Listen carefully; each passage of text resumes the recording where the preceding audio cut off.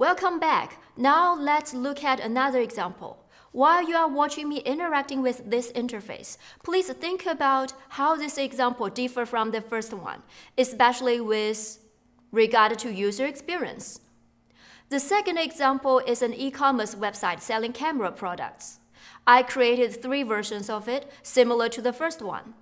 All 3 versions share exactly the same content and only differ from each other for the number of interactive features embedded on the site.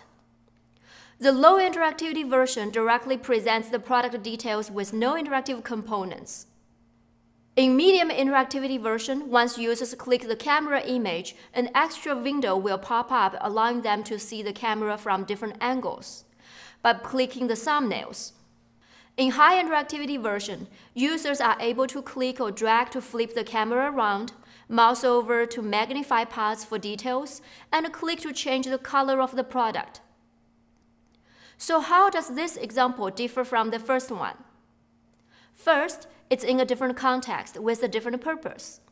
The first website is an online magazine aiming to inform people, whereas the second one is an e-commerce site trying to sell products. Second, interactivity is manipulated at the website level in the first example. However, in the second example, interactivity is just a part of the interface. The interactive and non-interactive sections are presented on the same page.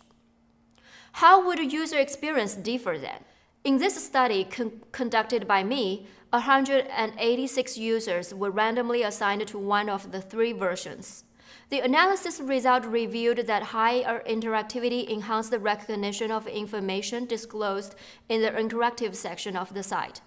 But at the same time, it decreased the recognition of information disclosed in the non-interactive section. It indicates that interactivity differentially affects the user's allocation of cognitive resources for interactive versus non-interactive content on the same page. So what are the implications of these 2 examples? First, it indicates that when examining the influence of interactivity on users, we have to take multiple aspects into consideration, such as cognition, attitude, and behavior. First, it indicates that when examining the influence of interactivity on users, we have to take multiple aspects into consideration, such as cognition, attitude, and behavior. The cognitive aspects deal with how users allocate their attention, such as the eye movement and how they comprehend and retain information delivered by the interface. The attitudinal aspect not only includes how users evaluate the technological features of the interface, but also how users assess the content afforded by them. Finally, the behavioral aspect captures the actual usage, such as the number of actions performed and the time spent on the interface, as well as their future intention for revisits. It's important to note that the influence of interactivity on these aspects may or may not necessarily be consistent with each other. A very well-liked website may not always lead to better comprehension of the content. An interface eliciting more actions would not always associate with more favorable attitude. In fact, all these effects might be constrained by contextual variations and individual differences. For example, the primary goal of designing a mobile shopping application is to encourage users to complete the purchase. Whether they are able to remember all of product details probably would not be the most important.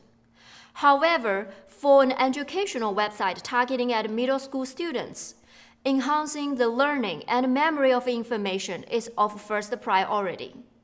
When designing interactive interfaces, we need to integrate all these aspects into the planning of the project. And this is the end of the second video.